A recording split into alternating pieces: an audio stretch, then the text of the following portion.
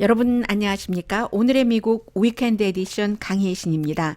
이번 주 미국에서 정말 많은 일이 있었지만 이제 이번 행정부에서는 장관이 어떤 스캔들로 물러나는 것이 뭐 별 큰 뉴스가 아닐 그럴 정도가 됐습니다.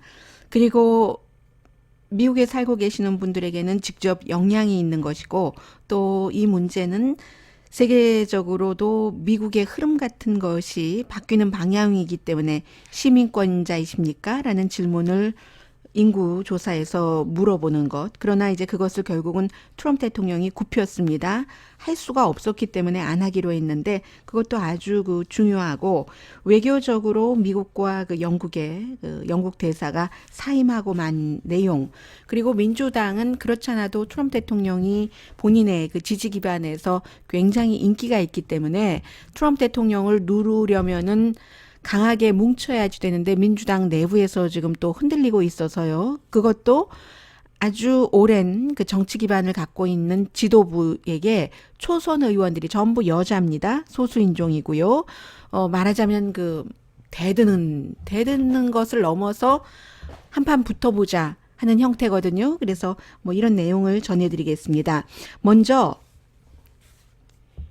제프리 앱스틴이라는 억만장자라고도 하고 그렇지 않다고도 하고 그러나 뭐 세계에 여러 뭐 파리를 포함해서 집들이 있고 뉴욕만 하더라도 7,700만 달러짜리가 있고 또 US 버진 아일랜드의 캐리비안에 한 뭐 누구는 100에이커라고 하고 누구는 75에이커라고 하는 본인의 섬 자체가 본인의 섬이에요. 바로 이곳에서 미성년자 소녀들을 10대 소녀들을 데리고 가서 말하자면 인간의 가장 원초적인 욕망을 누렸다. 그런데 이게 더 뉴스가 되는 것은 노동부 장관이 여기에 연관돼서 사임한 것뿐만이 아니라 제프리 앱스틴은 혼자 그랬을까? 아니면 뭐 지금까지 이름이 밝혀진 뭐 빌 클린턴 대통령 또 트럼프 대통령 뭐 이 두 사람들은 오래전에 이 사람과 관계를 끊었다고는 하지만 관계를 끊기 전에 또 오랜 동안 같이 즐기고 파티하고 했었기 때문에 그래서 이제 많은 사람들에게 이 사람이 2006년인가요? 8년인가요? 에 이어서 조사는 2006년에 시작돼서 8년도에 형량을 선고받은 것 같네요. 이번에 다시 체포가 되고 기소가 되고 재판이 시작되면서 그 속에서 나올 내용들에서 누가 다칠까? 물론 아무도 다치지 않을 수 있고 아무도 이 제프리 앱스틴 이 사람 이외에는 뭐 어린 소녀들과 뒹굴고 했었다는 증거가 나오지 않을 수도 있습니다. 그러나 이제 이 사람이 지금까지 해온 여러 가지나 왜 그렇게 돈 많고 권력 있는 특히 남자가 많아요. 물론 돈 많고 권력 있는 사람 가운데서 여자보다 남자가 확률적으로 많은 것도 사실입니다만은 그래서 전혀 엮이지 않았는가?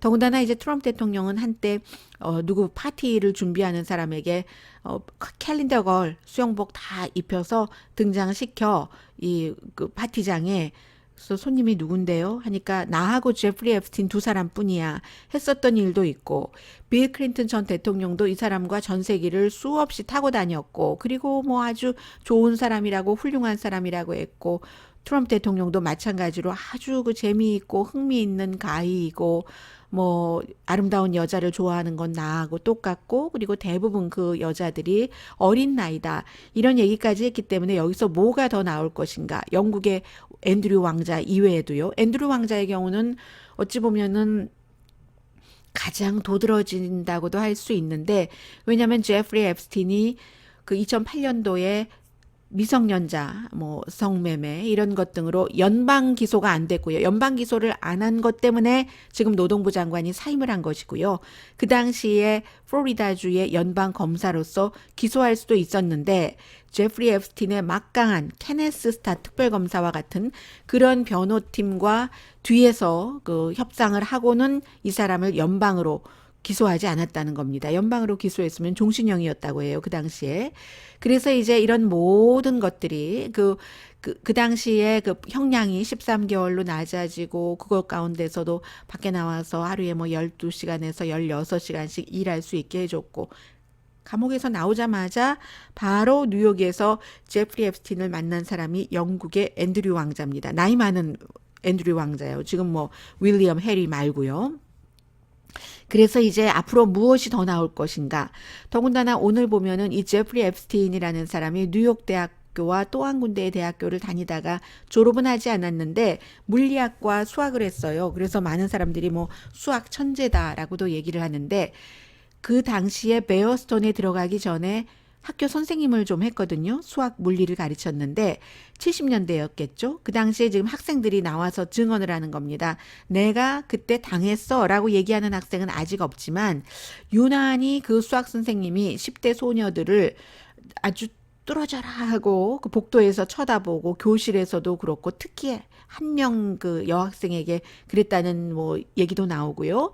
또 학생들이 술 마시고 하는 그 파티를 하고 있는데 선생님이 등장을 한다던가 이런 지금 증언도 나오고 특히 캐리반에 있는 그 섬에는 어떤 템플이 있는데 이 사람이 주이시잖아요. 뭐 주이시 형태의 템플이 아닐까 생각이 되는데 색깔 보니까 이렇게 돔이 있고 뭐 나중에 허리케인이 와서 그 돔은 무너졌다고 하던데 파란색, 노란색 이런 것으로 칠해져 있고 그 안에도 들어가 본 사람이 많지 않고 섬은 크지만 섬을 지키는 사람도 많지 않습니다. 이 사람이 필요할 때만 이용을 하는 거예요. 맨하탄에 맨션이 됐건 palm비치에 맨션이 됐건 또 어디죠? 뭐 뉴멕시코에도 집이 있고 뉴멕시코 목장도 결국은 이런 나이 많은 남자가 어린 그 소녀들을 욕망의 대상으로 돈 몇백 달러 집어주고 그리고 친구 있지? 친구 데리고 올래? 하면은 또 그 친구를 데리고 오는 돈을 또 주고 리크루트 값을 또 주고 해서 뉴멕시코도 그런 장소로 쓰여졌다라고 지금 얘기를 하고 있습니다. 지금 이 제프리 앱스틴이 날려보낸 사람은 연방 그 노동부 장관 한 사람이지만 그제 저 사임하지 않겠다고 내가 그 당시에 플로리다의 검사가 더 낮은 형량을 내려고 하는 것을 형량을 줬는데 무슨 소리냐고 하는데 그것은 그 당시에 검사가 나와서 뭔 소리냐 이 그 노동부 장관 자체가 뒤로 그 협의를 해서 그랬지라고 얘기를 해서 아마 본인이 당당하다면 왜 그만뒀겠어요? 물론 그만두면서는 노동부가 열심히 일을 해야지 되는데 내가 이 스캔들 때문에 노동부 일하는 것에 방해가 된다라고는 했지만 본인이 절대로 그 죄가 없다고 생각을 했다면 뭔가 꺼름칙한 게 없다고 생각을 했고 또 트럼프 대통령도 전폭적으로 지지를 했다면 그렇게 빨리 사임하지 않았을 겁니다. 그런데 사임을 했어요. 그래서 이제 어떤 신문의 사설을 보면은 이게 이제 또 트럼프 대통령까지 가지 않게 하기 위한 희생양으로 빨리 그 내쳐졌네 뭐 하는 얘기도 있지만 이건 뭐 조사를 해봐야지 아는 일이고요. 이 제프리 앱스틴이라는 사람이 잡지 그 포브스의 최대 부자 뭐 400명의 부자에도 잡히지 않는 사람인데 그런데 이렇게 전세 제트기가 한 대가 아니에요. 여러 대가 있고 아무튼 엄청 부자라고도 하고 그 정도는 아니라고도 하는데 분명한 것은 굉장히 힘이 있거나 대단한 부자, 연예인, 뭐 학자, 대학교에도 막 기부하잖아요. 수천 달러씩 기부한다고 약속하고 하버드. 그러면 또 하버드에서 또 뭐를 해주고 그 하버드의 헌법학자도 바로 제프리 앱스틴이 보내준 소녀와 함께 몇 번이나 잠을 잤다는 증언들도 지금 나오고 있고요. 그 사람 대단한 변호사로 또 이 제프리 앱스틴을 변호를 하기도 했어요. 첫 번째 어린이 성매매 혐의로 기소가 됐었을 때요.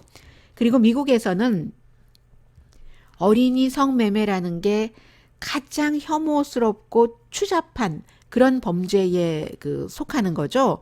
그래서 아주 그 형량이 무겁고 한데 루퍼트 머닥 팍스와 월스트리트저널의 소유주하고도 잘 지내고 친하고 그리고 돈 많은 가문과는 다 친했었어요. 케네디, 록펠러, 로스차일드, 트럼프, 알렉 볼드윈, 마이클 잭슨, 믹 제거, 리처드 브론슨 영국에 그리고 스티브 포브스 잡지에 또 마이클 블룸버그 사우디의 지금 현재의 왕세자 이스라엘의 에우드 바락 전 총리 지금 뭐 다시 정치하겠다고 나오겠다고 했는데 이게 딱 또 나온 거예요. 바브라 월터스 또 누가 있습니까?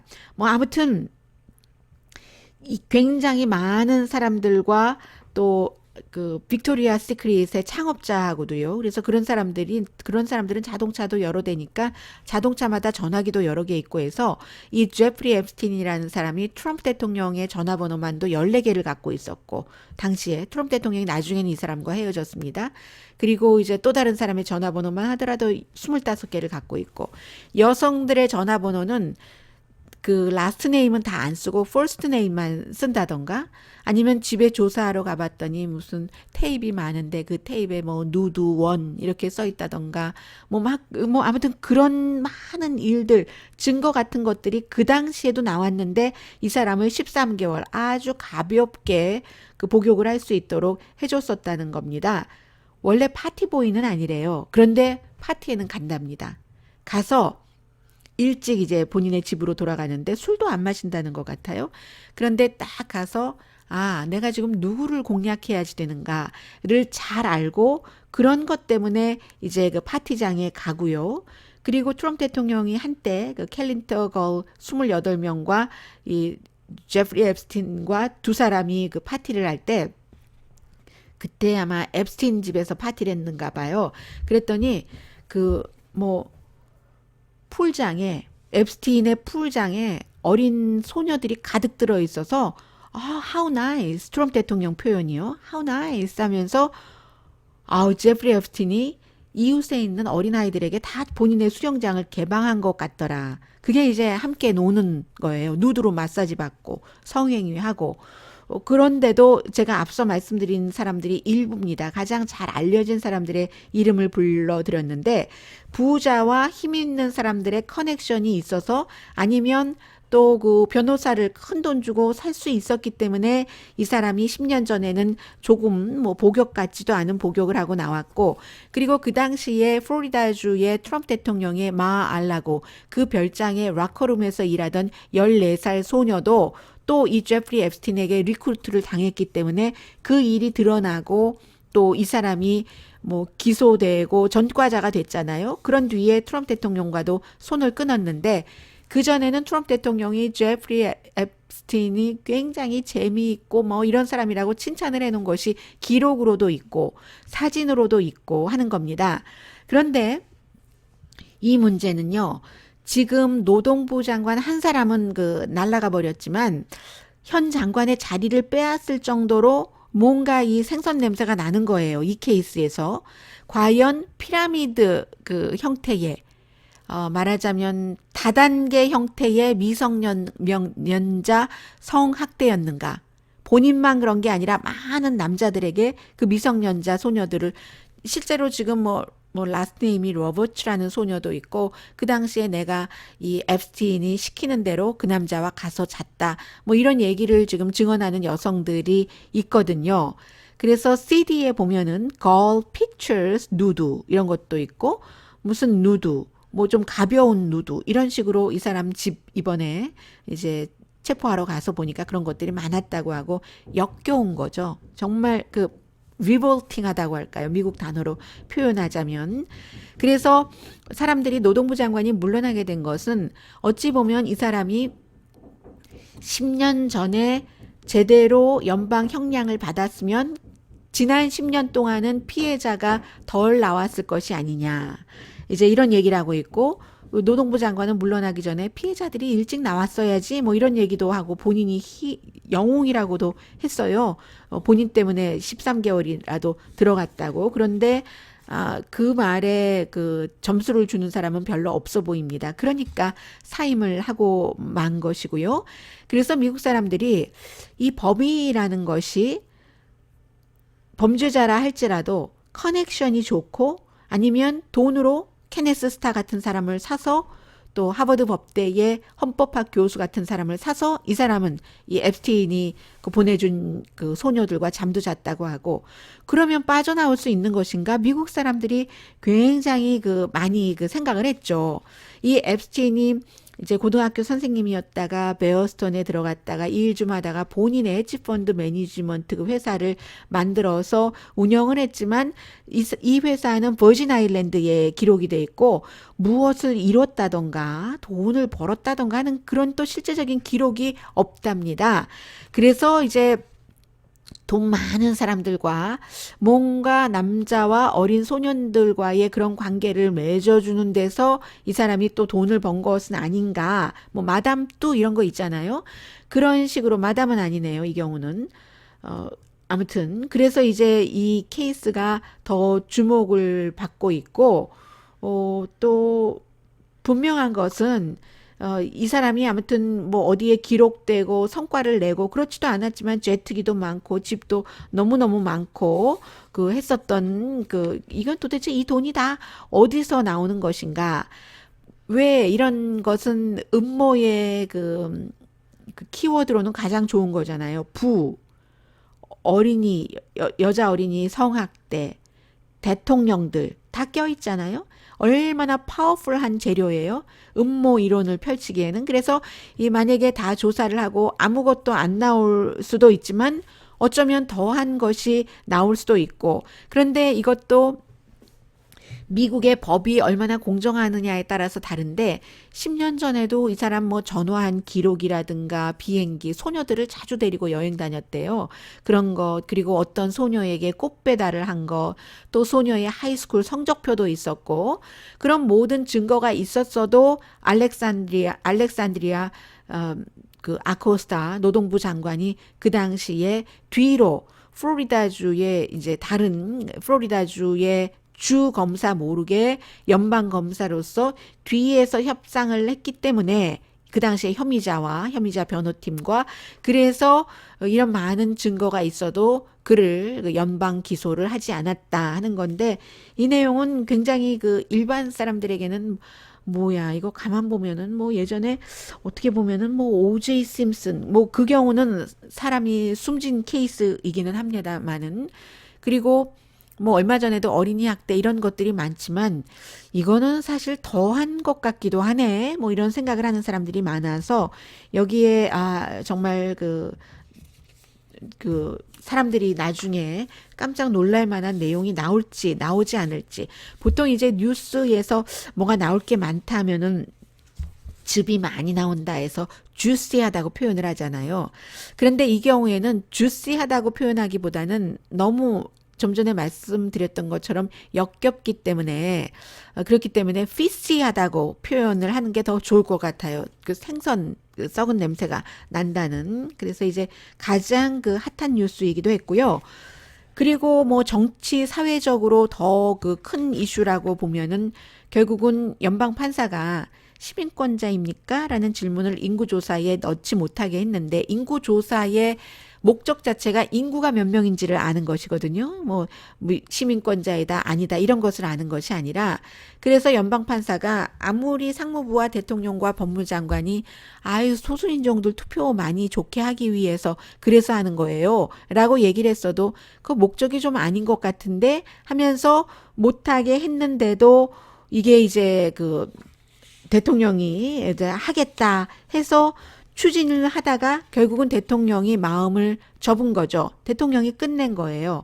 이 시민권자이십니까? 하는 질문을 넣지 않기로 적어도 2020년 인구조사에서는 그래서 이제 결국은 정부가 진 거잖아요. 대통령과 상무장관, 법무장관이 진 건데 이거는 어쩌면 법이 살아있다는 것을 증명한 케이스가 되고요. 왜냐하면 연방 대법원이 미국의 뭐 모든 곳에서 다 해결을 하지 못했을 때 해결을 하는 최고 그 지위에 있는 그 하나의 인스티튜션인데 그 연방 대법원의 판결에 대통령이 저항한 뒤에 하려고 해봤는데 안 됐다는 거잖아요. 연방 대법원에서 얘기하기는 당신이 시민권자이십니까? 하고 물어보는 게 소수인종의 투표 권리를 도와주기 위해서라고 얘기를 했는데 그게 진심이 아니라고 파악을 한 거죠. 5명은 적어도. 해서 뭐 나중에 또다시 할 수 있는 길은 열어줬지만 하원 의석을 배당하기 위해서 연방 정부에 기금을 배당하기 위해선 사람 숫자만 필요한 것이지 왜냐하면 기금을 주면 그 기금으로 길을 놓고 하면 그 길에 뭐 꼭 시민권자만 다닙니까? 백인만 다닙니까? 불법 체류자도 다니고 다 다니잖아요. 그래서 인구가 몇 명인가를 파악하기 위한 것이 인구 센서스이다 하는 것이고, 대통령은 사람들이 대통령이 이제 일단 본인이 거뒀으니까, 정부가 드롭한 거네 하는데 이거는 그 드롭한 게 아니라 백업하는 거다. 오히려 더 좋은 거다라고 얘기를 하잖아요. 왜냐하면 처음에 인구 센서스국에서 이제는 그 질문을 넣지 않기로 하고 센서스 질문지를 인쇄하기 시작했다라고 보도를 하니까 언론이 대통령이 가짜 뉴스라고 했어요. 그런 일 없다. 가짜 뉴스다라고 했고 며칠 뒤에는 반드시 질문을 할 것이다. 4가지 내지 5가지 옵션이 있다고 했어요. 그 다음에는 그 옵션이 마땅치 않았는지 행정명령으로 하겠다고 했습니다.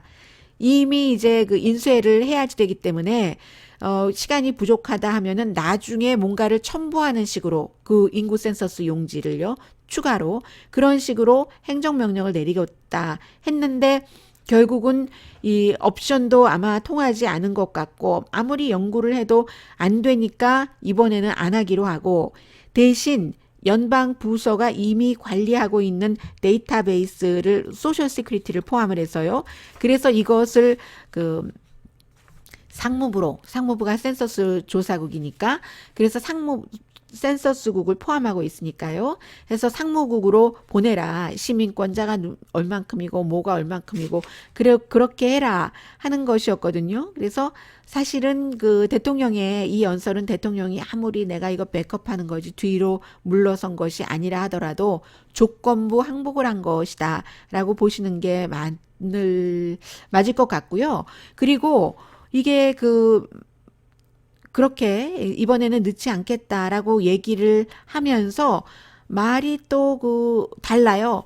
인구 센서스는 사람들을 파악하는데 가장 정확한 자료가 아니다. 전에는 정확한 자료라고 하더니 가장 정확한 자료가 아니다. 오히려 이렇게 각 정부 부서에서 갖고 있는 데이터베이스가 훨씬 공공정책을 만들고 공공정책 결정을 하기에 도움이 된다 했는데 인구 센서스는요. 공공정책을 만들기 위해서 하는 게 아닙니다. 인구 센서스 목적은 딱 2가지예요. 몇 명이 미국에 살고 있느냐 숫자를 파악을 해서 말씀드린 연방 기금을 그 숫자에 맞게 배당하는 것과 두 번째는 그 숫자에 맞게 하원 의원 의석을 만드는 겁니다. 그러면 그 하원 의원들이 정책을 만드는 거죠. 의회에서. 그래서 이렇게 인구 센서스의 목표까지 좀 바꿔서 말을 해버렸고요. 그리고 정부에서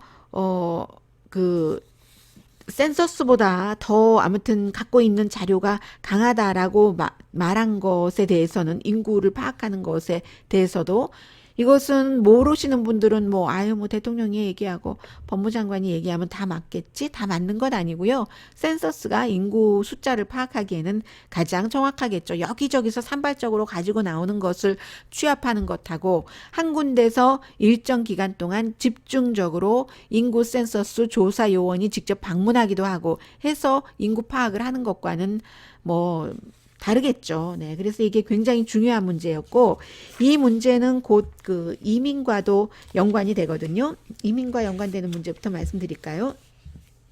어젯밤에 제가 텔레비전을 보면서 새로운 내용이 아니에요. CNN의 크리스 쿠모가 거의 분노하는 눈빛으로, 왜냐면 어제 민주당의 몇몇 젊은 의원들이 미국 국경지대에 있는 난민 신청을 하러 왔다던가 아니면 불법으로 미국을 넘어오는 사람들을 가둬놓고 있는 새장처럼 생겼어요. 실제로 그 안에 들어있는 사람들이 다 눕지도 못하더군요. 반은 누울 수 있고 세멘트고요. 반은 서 있는 것 같던데 그런 모습을 미국의 특히 이제 민주당 정치인들이 찍어가지고 왔습니다. 그러니까 당연히 마이크 펜스 부통령도 조금 웬만큼 잘 된 데 가서 뭔가 본인이 보고 그리고 그 상황을 말로 인터뷰로서 전했지만 그게 별로 영향력을 못 미쳤거든요. 마이크 펜스 부통령은 괜찮다, 잘 되고 있다. 그리고 지금까지 미흡한 점이 있다면 민주당 때문이다. 민주당이 기금을 많이 안 줘서 그렇다. 이런 얘기를 하던데 그런데 실제로 민주당 젊은 의원들 특히 초선 의원들이 거기 가서 직접 비디오를 찍어가지고 와서 청문회를 하면서요. 다 보여주고 그리고 특히 이제 이름이 너무 길어서 다 약자로 부르거든요. AOC, 알렉산드리아 오카시오 콜테즈라든가, 예, 지금 이제 민주당에서 초선 4인방을 이끌고 있는 그 하원 의원인데, 또 이제 어제 굉장히 주목을 받았었던 4인방 중에 한 사람인 라시다, 이름을 제가 본인이 뭐라고 부르는가 찾아봤더니 본인이 조금 다르게 부르던데요. 조금 있다가 제가 여기 메모가 나오니까 그때 다시 말씀을 드리겠습니다. 가서 본 것을 보면은 이 젊은 의원들이 옛날과 달라요. 옛날에는 예를 들어서 월터 크론카이트 같은 사람이 뭔가를 비극적인 내용을 보도를 할 때, 존 F 케네디의 뭐 사망 이런 것을 보도를 할 때 안경을 싹 내린다던가, 이제 눈물이 나오니까는 참지 못하고, 그런데 굉장히 절제를 하잖아요. 특히 텔레비전이 자극이 강하기 때문에. 그런데 요즘 그렇지 않은 거예요. 이 젊은 의원들이 갔다 와서 막 그냥 막 울면서 뭐 엉엉 울기도 하고 눈물을 흘리기도 하고, 나는 거기에 그 세 장에 갇혀 있는 사람들의 말을 믿는다. 이 오카시오 콜테스 같은 경우 미국 국기가 거기 너무너무 많았는데 여성들이 변기에서 물을 먹으라고 했었다는 그 담당자들이죠. 에이전시. 그 말을 나는 믿어요. 하고 터립이군요. 라시나 터립이라는 미시간주가 지역구인 이 의원은 엄마 아빠가 팔레스타인이어서 엄마는 서안 지구에서 태어났고 아빠는 동 예루살렘 근처의 어떤 마을에서 태어났어요. 막 우는 거예요. 7살짜리 폐혈증에 걸린 아이가 숨지는 것을 보면서 내 아들과 같은 나이다. 이 숨진 소녀 아니든가요? 숨진 소녀는 소녀고 내 아들과 같은 나이인데 하면서 이 의원은 화장도 안 하거든요. 그래서 눈물을 참지 못하고 막 눈물을 닦고 하는데, 사람들이 요즘은 미국에서 팩트 자체보다도 감정 내지는 감성에 상당히 흔들리거든요.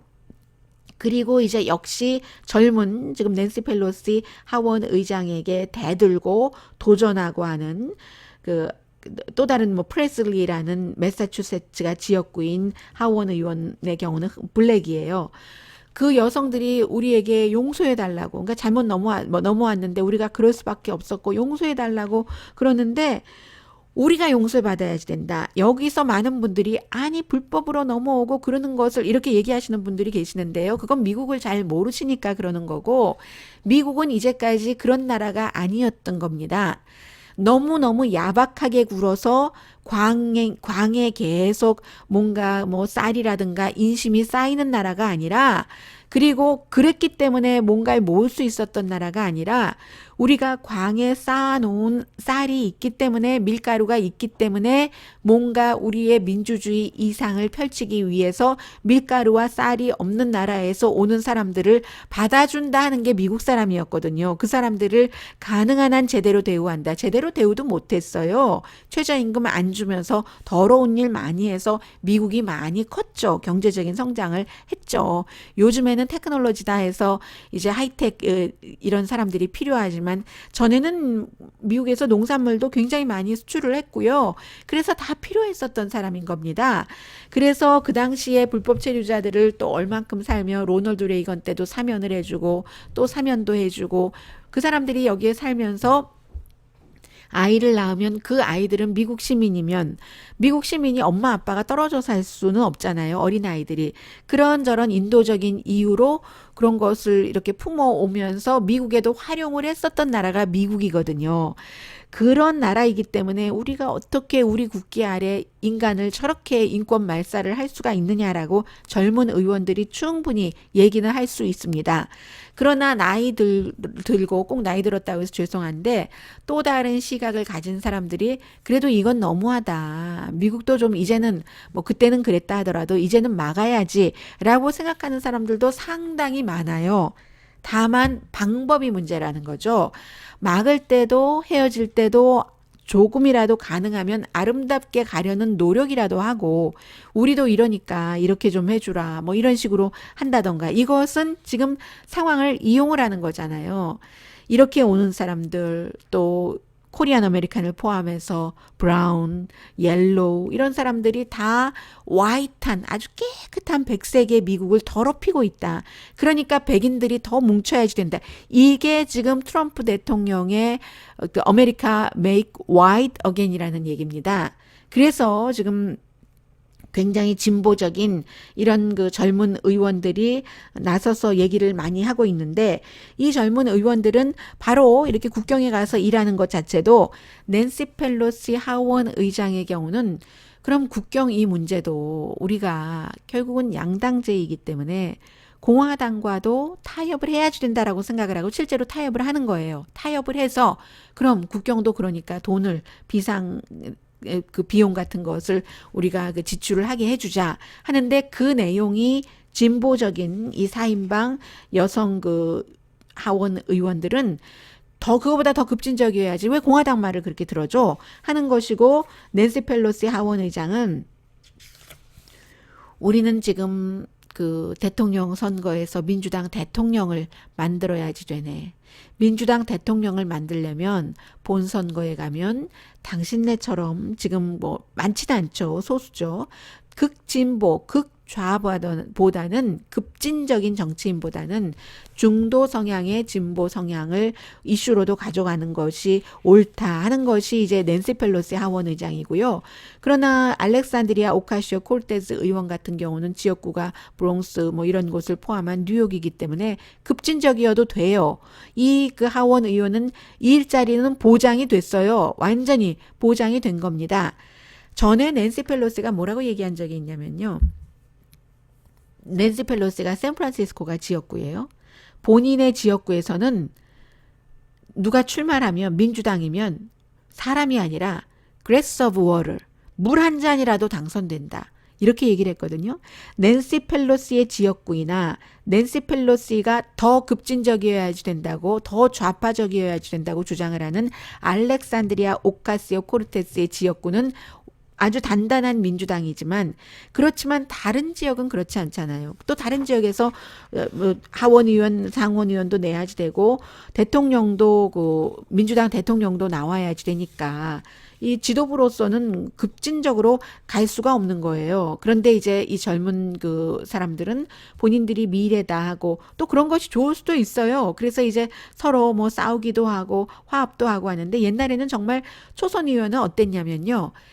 특히 이제 하원 의원은 2년밖에 안 되잖아요. 있는지 없는지 몰라요. 미국 사람들이 잘 모릅니다.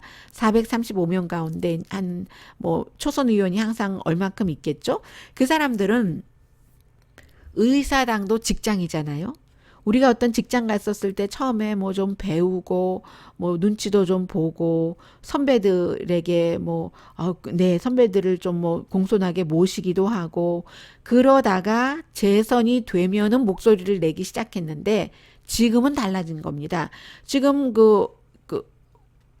알렉산드리아 오카시오 콜테스만 하더라도 트위터 팔로워가 470만 명이나 되거든요. 그러니까 전형적인 뭐 어떤 커뮤니케이션이나 아니면 뭐 기자회견이나 이런 것도 필요 없어요. 다 하면 되고 그리고 젊고 아주 뭐 말도 잘하고 예쁘기도 하고 감성 풍부하고 하니까 그렇지 않아도 되는데 텔레비전에서도 자꾸만 비춰주고 있거든요. 그래서 이제 아무튼 이런 부분들이 민주당에게는 굉장히 그 해가 되고 있다.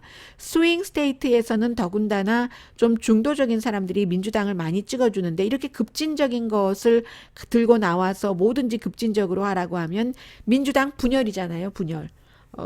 그래서 이제 그 낸시 펠로시 하원의장은 민주당이 중간 선거와 대통령 선거 때가 다르다는 것도 좀 알아야지 되고 그리고 또 낸시 펠로시가 아니 그 불만이 있으면 지도자인 나에게 얘기를 하지 트위터로 민주당이 민주당을 공격을 하면 이거 어떻게 되느냐라고 얘기를 했더니 낸시 펠로시 하원의장이 자신들 4명 4인방 그 본인들이 4인방이라고 부르거든요. 4인방이 다 여자고 소수인종이기 때문에 인종차별을 했다는 얘기를 하고 있어요. 민주당에서 민주당 초선 의원이 민주당의 최고 지도부에게 하원의장에게 인종차별주의자라는 말을 하는 것에 대해서는 그 글쎄요, 어느 정도 뭐 20대 초반들은 어머 그것도 좋아라고 할 수 있을지는 모르지만 어느 정도 나이가 든 층에서는 그다지 달가워하는 것 같이 보이지는 않고요. 그리고 이제 지금 그 민주당의 딜레마가 하나가 또 있는 거죠. 역시 이것도 그 콜테즈 의원과도 연관이 돼 있는데 그 이번 주에 그 패기 누난 월스트리트저널의 칼럼니스트가 뭐 어떤 얘기를 했냐면은 예전에 그 로마의 그 정치 그 클래스들이 아, 줄리어스 시저를 너무 싫어해서 그를 정말 보내기를 원해서 그래서 어쨌든 뭐 정말 그 많이 다치게도 하고 뭐 23군데 뭐 정말 말 그대로 좀 상처를 입기도 하고 그런 일이 있었기도 했잖아요. 그런데 사람들은 뭐 암살단을 보내고 암살자를 좋아하는 사람이 어디 있겠어요. Nobody loves 그 암살자라고 얘기를 하는데 암살자를 보내고 시저가 죽기를 바라고 이렇게 하는 것이 너무 싫어서 시저에 기반해서 그 시저에게 암살자를 보내고 하는 그 그룹을 우리 타운에서 몰아내야지 되겠다. 이런 그 생각을 했다는 거예요. 그래서 아무튼 뭐 기타 등등 하면서 그러는데 지금 마치 줄리어스 시저가 어 민주당의 대통령 그 후보 예비선거 후보인 조 바이든과 마찬가지라는 거죠. 이 민주당의 조 바이든을 빼면 23명이잖아요. 그 23명이 로마의 정치 클래스 그 그룹들처럼 이 바이든을 없애기를 원하는데 본인들이 직접 손에 피를 묻히기는 싫고 그러니까 자객을 보내기를 원하는데 이 23명 가운데서 뭐 예를 들어 누구도 다 직접 그 피를 묻히기는 싫고 누가 해줬으면 하는데 이게 이제 그 오카시오 카르테스 의원 같은 사람이 알렉산드리아요. 계속 뉴요커와 인터뷰하고 뭐 어디와 인터뷰하고 하면서 아이 나이가 너무 많다고 뭐 꼭 대통령이 뭐 못 되라는 법은 없지만 나이가 지나치게 많으면 79세 뭐 이렇게 지나치게 많으면 뭐 토론에서 봐도 답변하는 순발력도 좀 떨어지고 뭐 이런 비슷한 얘기를 한다는 거예요. 그래서 이 패기 누난 씨 같은 경우도 이 알렉산드리아 그 오카시오 콜테즈 같은 의원이 예전에 그 시저를 죽이기 위한 막 자객이 되는 것 같은 그 내부에서 그런 역할을 지금 하고 있다라고 얘기를 지적을 했어요. 그래서 민주당이 아무튼 이 문제가 해결이 돼야지 되는데 제가 볼 때는 이 네 명의 여성들이 여간 아니에요. 그 가운데 또 말씀 안 드렸던 한 명의 여성은 미네소타가 지역구인 소말리아에서 어렸을 때 와서 미국에서 학교 다니고 했었던 아이도 많아요. 젊은 30대 중반의 여성 하원 의원인데 그 하원 의원도 미국 정치인들이 모두 이스라엘에게 왜 그렇게 굽실굽실거리느냐 하고 얘기를 하고 그 뒤에 약간의 오해가 있는 부분은 수정을 하지만 끝까지 본인의 그 기조를 유지를 하잖아요. 미국 정치인들이 이스라엘을 대놓고 비난하는 것은 거의 없는 일이거든요. 초선 의원이기 때문에 가능할지도 모르겠고요. 지금 민주당이 그렇게 분열됐습니다. 그리고는 이제 중요한 것 가운데 하나가 지금 데이빗 그 카메룬 총리의 외교 자문이었고 또 이제 그 뭐 블랙시트보다는 유럽연합과 잘 지내는 거를 원하고 했었던 그런 영국의 주미 대사가 결국은 그 트럼프 대통령이 능력도 없고 서툴고 뭐 이상괴상 망측해서 제대로 된 궤도에 오기는 전혀 어렵고 왜 러시아에게는 왜 그렇게 굽실대는지 앞으로도 그럴 수 있을 것 같고 이란과의 전쟁은 지금 일단 멈춤이지 완전히 그 카드가 없어진 것도 아니고 그럼에도 불구하고 그리고 그 미팅들은 너무 이상해서 그 목사가 나와서 기도를 하면서 미팅을 하는데 그 목사는 그 반대편 트럼프 대통령에게 반대하는 사람을 다 쳐주세요 신이시여 하고 기도를 하고 나서 네 제가 다시 재선에 출마합니다 라는 얘기를 하지를 않나 그건 마치 아주 그 사나운 그 그 팬들만 모인 스포츠 이벤트라든가 대형 교회의 비이성적일 때의 그런 모습이다라고 얘기를 한 뒤에 트럼프 대통령이 나 당신과 일 안 해 하고 영국에서도 이제 새로운 영국 총리가 될 보리스 존슨이 가능성이 높은 보리스 존슨이 이 영국 대사를 보호하지 않아서 결국은 사임하고 말았잖아요. 이런 것들에 대해서 그 결국은 그 내용이 이 미국 대사가 영국으로 내가 지금 파악하고 있는 미국은 이런 분위기다 하는 그 문건이 유출이 돼서 그런데 문건을 유출시킨 사람만 좋은 거죠. 문건을 유출시킨 사람이 아마 이 브렉시트를 원하는 사람일 것이다 라고 보는 사람들이 굉장히 많고요.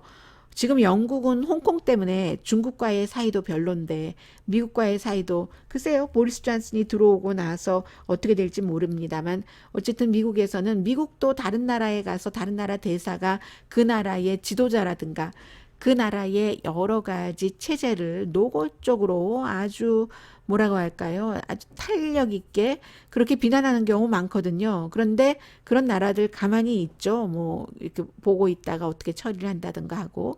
그런데 미국 대통령처럼 트위터에 대고는 그렇게 하는 사람은 없어서 미국에서조차도 또 내정 간섭이라는 얘기 들리고요. 그리고 거의 모든 그 미국에 있는 다른 나라의 대사들이라던가 미국 행정부와 일해본 사람들은 영국 대사에 기능마비고 뭐 완전 백악관은 칼싸움이고 기타 등등 그런 그 내용들이 하나도 놀랍지 않다. 비밀로 영국에 보내진 게 폭로가 된 게 놀랍다. 뭐 이런 정도 얘기를 하고 있습니다. 뭐 영국도 뭐 총리가 몇 주일 안에 새로 선출되면은 다시 한번 미국에서 점검이 될 이슈이기도 하고요. 또 뭐가 있습니까? 이 얘기를 제가 전해드리지 못했는데 이것은 그냥 보너스 형식으로 전해드립니다. 이번 주에 시간이 없어서 여러분들께 보도를 못해드렸습니다. 조 바이든 그 부통령 민주당 그 대선 후보가 공직자를 떠나고 나서 2년 사이에 1,500만 달러를 벌었다고 무슨 오디너리 조냐. 이 사람이 가장 많이 내세우는 게 중산층, 그냥 보통 가정의 조잖아요. 그래서 비난을 많이 하고 심지어 월스트리트저널 사설은 너야말로 트럼프의 뭐 이 경제 정책의 해를 단단히 본 사람 아니야? 더군다나 왜냐하면 이 두 사람이 어떤 무슨 기업을 이끌었다든가 어제 뭐 주식 투자를 해서 돈을 벌었다든가 그게 아니라 1,500만 달러 가운데 거의 1,300만 달러 와이프가 쓴 책도 있고요. 그건 책의 인세입니다. 그리고 조 바이든 부통령은 정말 공직자였었을 때는 가장 가난한 공직자였어요. 델라웨어 출신으로 그 20대 말부터 이제 그 의사당에 들어갔는데 보통 이제 미국에서 두 종류예요. 돈이 너무너무 많아서 정치를 하거나 낸시 펠로시 같은 사람 원래 그랬고 트럼프 대통령도 그런 셈이고요. 지금 뭐 나오고 있는 누구도 그런 경우가 많은데 아니면 공직자일 때는 트럼프 대통령처럼 세금 보고를 하지 않는다던가 트러스트 펀드에 본인의 돈을 집어넣지 않는다던가 이런 일이 없죠. 특히 높은 공직자일수록.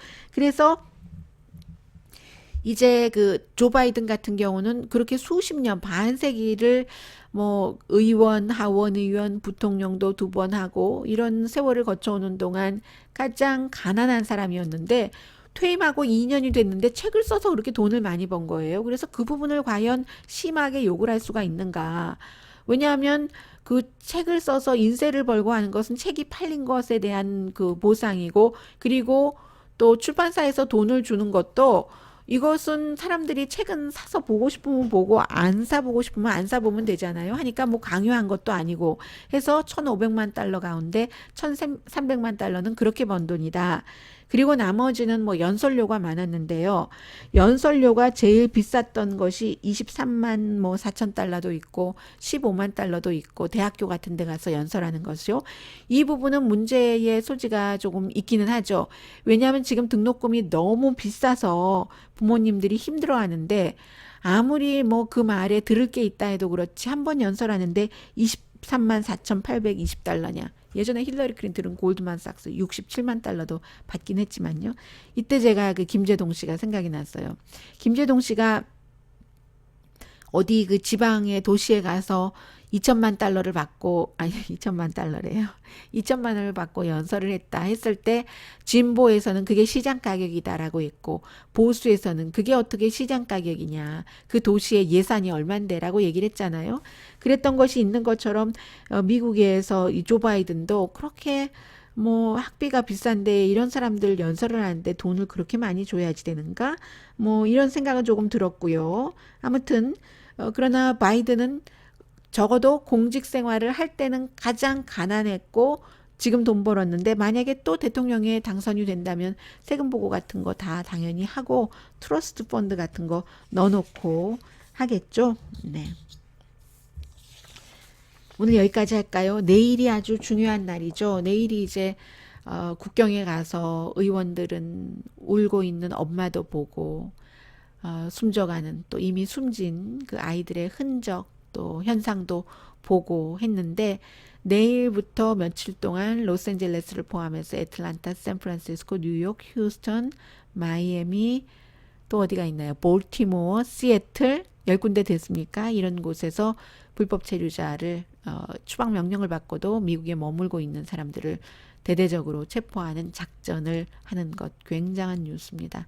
다음 주 월요일 아침에 이 뉴스는 정규 시간에 전해드리고요. 그리고 저는 또 오늘의 미국 시간에 한일 관계 또 그 북한에서도 변화가 있었고 또 중국 또 미국 뭐 여러 가지 그런 내용을 미국에서 보는 한국을 통해서 전해드리겠습니다. 강혜신이었습니다.